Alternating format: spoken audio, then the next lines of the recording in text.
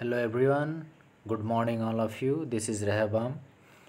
You all are welcome to the online classes for democratic politics.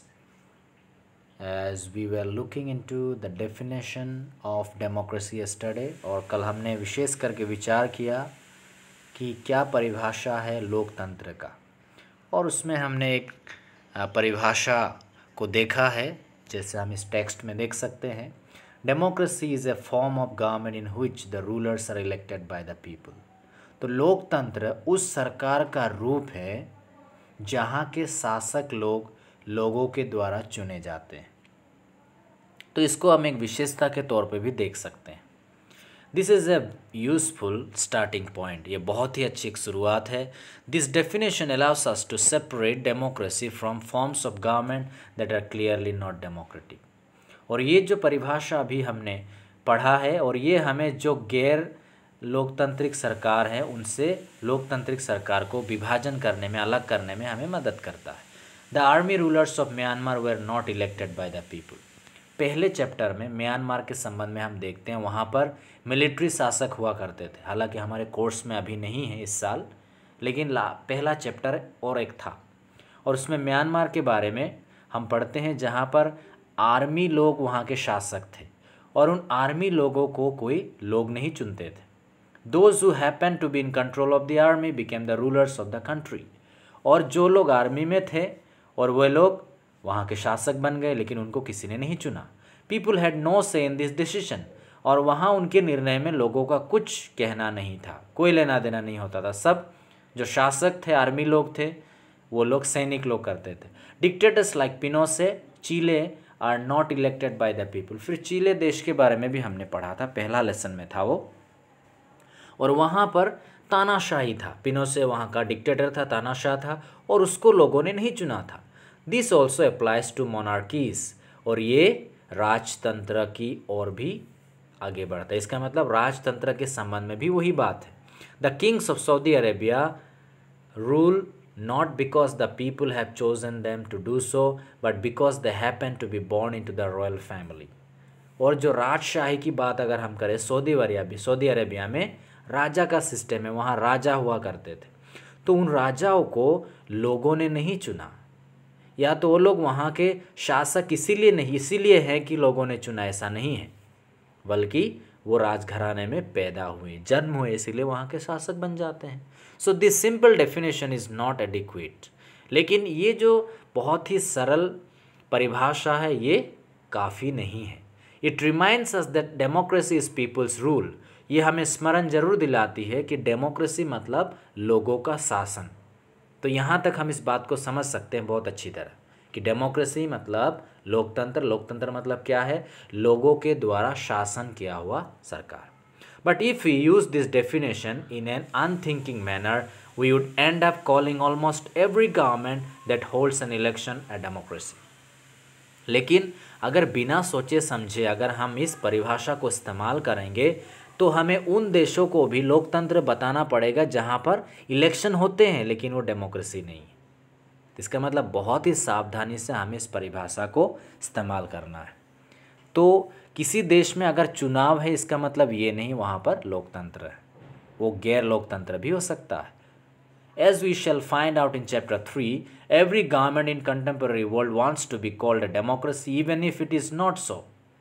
और तीसरे अध्याय में हम पढ़ेंगे आज के समकालीन जो दुनिया है, वहाँ पर हर देश अपने आप को चाहते हैं कि डेमोक्रेसी दूसरे लोग बताएं। That means they want to be called democracy. वो चाहते हैं कि उनको डेमोक्रेसी कहा जाए, और उसके लिए वो बहाने करते हैं मतलब झूठ माट के वो लोग क्या करते हैं, वहाँ पे इलेक्शन भी करते हैं, लेकिन वो डेमोक्रेसी नहीं होती। We can do so by understanding each word in this definition carefully and spelling out the features of democratic government. तो विशेष करके जो हमने परिभाषा पढ़ा है उसको हम समझने की कोशिश करेंगे, एक एक शब्द के आधार पर उसके मतलब को निकाल के हम समझने की कोशिश करेंगे और लोकतंत्र के विशेषताओं को हम समझेंगे। So now let's continue with the next topic that is the features of democracy. Democracy की विशेषताएं, क्या विशेषताएं होती है डेमोक्रेसी की? सबसे पहले हमने डेफिनेशन को देखा, डेफिनेशन में हमने देखा democracy is a form of government where the rulers are elected by the people. Now we have started with a simple definition that democracy is a form of government in which the rulers are elected by the people. This raises many questions. तो ये जो सरल परिभाषा हमने देखा कि लोकतंत्र एक सरकार का रूप है जहाँ के शासक लोगों के द्वारा चुने जाते हैं, तो ये परिभाषा से बहुत सारे सवाल उठ खड़े होते हैं. सवाल जैसे who are the rulers in this definition. इस परिभाषा में ये शासक लोग कौन है. Which officials must be elected for any government to be called a democracy. और कौन कौन से ऑफिशियल्स या वो लोग हैं जो चुने जाने चाहिए एक डेमोक्रेसी में. Which decision may be taken by non-elected officials in a democracy. और जो चुने गए लोग हैं उसके अलावा जो नहीं चुने लोग हैं, जो लोग चुने नहीं गए हैं, और वे लोग क्या निर्णय ले सकते हैं, और जो चुने गए वो लोग क्या निर्णय ले सकते हैं. तो ऐसे बहुत सारे सवाल खड़े होते हैं. What kind of election institutes a democratic election. और किस प्रकार के चुनाव को हम लोकतांत्रिक चुनाव कहेंगे. इलेक्शन तो बहुत सारे, चाइना में भी इलेक्शन होती है, but China is not a democratic country. Now what conditions must be fulfil for an election to be considered democratic. और एक इलेक्शन में, एक चुनाव में कौन कौन से बातें या तो शर्तें होना जरूरी है जिसके द्वारा हम बोलेंगे कि वो डेमोक्रेटिक इलेक्शन है. Now, who are the people who can elect the rulers or get elected as rulers? और ये लोग कौन हैं जो लोग चुनते हैं, और ये लोग कौन हैं जो लोग चुने जाते हैं. Should this include every citizen on equal basis? क्या यहाँ पर सारे लोग हैं समानता के तौर पे. Can a democracy deny some citizens right? और क्या डेमोक्रेसी कुछ लोगों को ये अधिकार से बहिष्कार कर सकते हैं. कहने का मतलब जो लोग चुनते हैं या जो चुने जाते हैं, क्या सब लोगों के पास ये अधिकार है या कुछ लोगों को है, सबको नहीं है. तो ये बहुत सारे सवाल है इसमें. Now finally what kind of A form of government is democracy. और लोकतंत्र किस प्रकार का सरकार का रूप है. Now can elected rulers do what ever they want in democracy. और जो लोग चुने जाते हैं, जो शासक है, क्या जो चाहे वो कर सकते हैं. और must a democratic government function with some limits. और डेमोक्रेटिक सरकार में कुछ सीमाएं हैं जो सीमा में रहकर उनको दायरे में रहकर करना पड़ता है. Is it necessary for a democracy to respect some rights of the citizens. और डेमोक्रेसी में क्या ये जरूरी है लोगों के जो अधिकार है उन अधिकारों को सम्मान किया जाए, माना जाए. तो बहुत सारे सवाल उठते हैं इसमें. Now let us consider each of this questions with the help of some examples. तो उदाहरण के जरिए ये सारे सवालों का हम जवाब इसमें देखेंगे. तो सबसे पहले major decisions by elected leaders. जो बहुत ही बड़े निर्णय या तो महत्वपूर्ण निर्णय होते हैं वो कौन लेते हैं. Major decisions by elected leaders. जो चुने जाते हैं, जो लोग जो इलेक्टेड होते हैं, और वो नेता लोग या तो वो चुने हुए लोग बड़े बड़े निर्णय लेते हैं देश के. जैसे उदाहरण के तौर पे अपने देश में करेंसी बदलना है, बहुत बड़ा निर्णय है, तो ये कौन लेगा. जिसको हमने चुना है, प्राइम मिनिस्टर और बाकी कैबिनेट या काउंसिल ऑफ मिनिस्टर जो उनके अंडर में है, तो ये लोग लेते हैं. उसी प्रकार इन पाकिस्तान जनरल परवेज मुशर्रफ लेड ए मिलिट्री कोप इन अक्टूबर 1999. और पाकिस्तान में 1999 में पाकिस्तान के जनरल परवेज मुशर्रफ जिसका नाम था, और उन्होंने क्या किया, वहाँ पर जो पहले सरकार था उसको हटा के वहाँ का तानाशाह बन गया. वो उसको मिलिट्री डिक्टेटर कहते हैं. कूप मतलब sudden overthrow of the government. उन्होंने वहाँ के सरकार को हटा दिया और मिलिट्री का शासन ले आया 1999 अक्टूबर महीने में. He overthrew a democratically elected government and declared himself the chief executive of the country. जो सरकार चुना गया था उस सरकार को उन्होंने हटा दिया, मिलिट्री ताकत के द्वारा उसको हटा दिया, और अपने आप को वहाँ का चीफ यानी कि मेन अधिकारी घोषित किया उस देश का. Later, he changed his designation to president and in 2002 held a referendum in the country that granted him a 5-year extension. और बाद में उन्होंने अपने स्तर को बदल दिया और अपने आप को क्या बताया, 2002 में उन्होंने अपने आप को वहाँ का प्रेसिडेंट बताया, राष्ट्रपति बताया. और फिर एक उन्होंने चुनाव करवाया वहाँ पर, और उस चुनाव के बाद 5 साल और उनकी कार्यकाल बढ़ गया. इसका मतलब चुनाव में वो जीत गया या धोखाधड़ी हुआ होगा चुनाव में. So, Pakistani media, human rights organizations and democracy activists said that the referendum was based on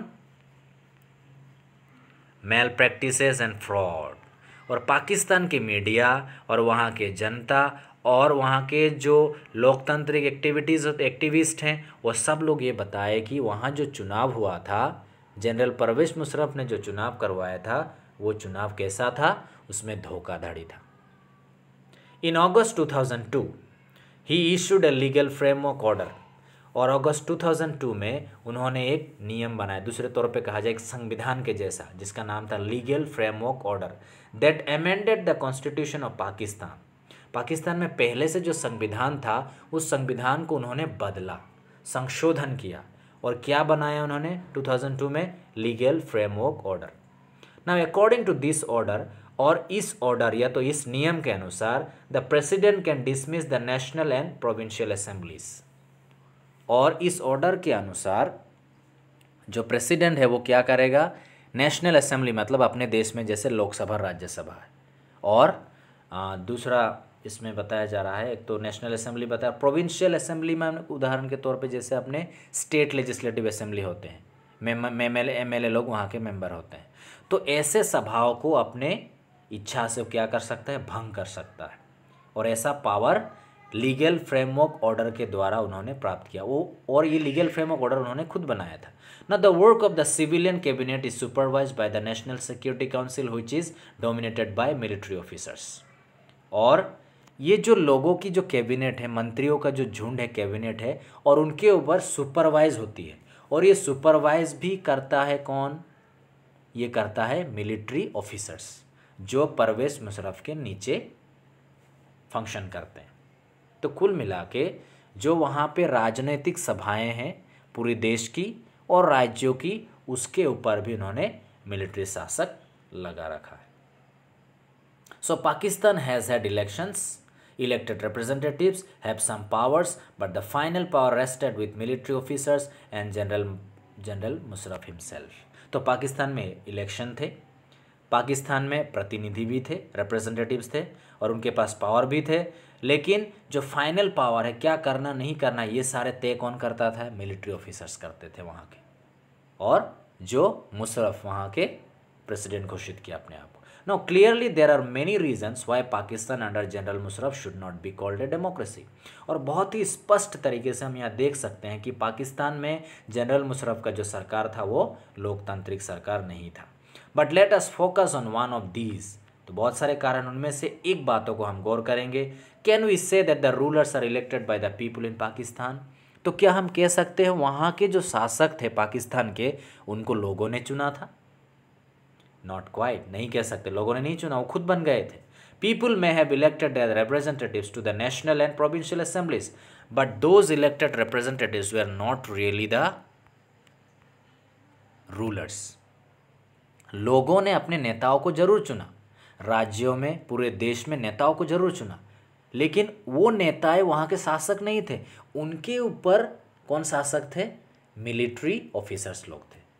तो वहाँ के जो मुख्य शासक कौन लोग थे? मिलिट्री ऑफिसर्स, और उनको लोगों ने नहीं चुना। लोगों ने तो उम्मीदवारों को चुना था, और उम्मीदवार वहाँ के शासक नहीं थे, तो हम नहीं कह सकते वो डेमोक्रेसी था। They can not take the final decisions, the power to take final decision rested with army officials and with general Musharraf and none of them were elected by the people, और उनके पास पूरी ताकत नहीं होती थी। किनके पास? जो रिप्रेजेंटेटिव थे। ताकत किसके पास था? पावर किसके पास था? आर्मी ऑफिसर्स के पास और जनरल परवेज मुशर्रफ के साथ, और इनको लोगों ने नहीं चुना था। So this happens in many dictatorships and monarchies, और ऐसी घटनाएं बहुत सारे तानाशाहियों में और बहुत सारे राजशाहियों में भी होती है। They formally have an elected parliament and government, but the real power is with those who are not elected. तो जैसे अपने देश में है, उनके चुने हुए असेंबली होते हैं, लोकसभा राज्यसभा जैसे, और लेजिस्लेटिव असेंबली जैसे, विधान परिषद जैसे हैं हमारे, ऐसे होते हैं उनके, लेकिन जो सबसे ताकतवर या तो उनके ऊपर प्रभुता करने वाले या तो अंतिम जो पावर रखने वाले वो लोग चुने हुए नहीं होते। So in a few countries the real power was with some external powers and not with locally elected representatives, and this can not be called people's rule. तो इसी प्रकार जो लोग चुनते हैं उनके ऊपर ताकत नहीं होती, और कुछ देशों में तो बाहर की ताकत उनको शासन करता है, ऐसा भी होता है, और उसको हम लोगों का शासन नहीं कह सकते। This gives us the first feature. और ये जो उदाहरण हमने पढ़ा पाकिस्तान के संबंध में, और ये पहली विशेषता बताती है, in a democracy the final decision making power must rest with those elected by the people. और पहला विशेषता क्या है? लोकतंत्र सरकार में, लोकतांत्रिक सरकार में आखिरी मतलब आखिरी अंतिम डिसीजन या निर्णय लेने का जो पावर होता है वो उनके पास होता है जिनको लोग चुनते हैं। So rulers those are elected by the people, they only should have power to take decision, the major decision और द फाइनल डिसीजन। और we have finished the first topic, the first feature we have covered here. And till we meet in the next class, all of you have a nice day. Thank you.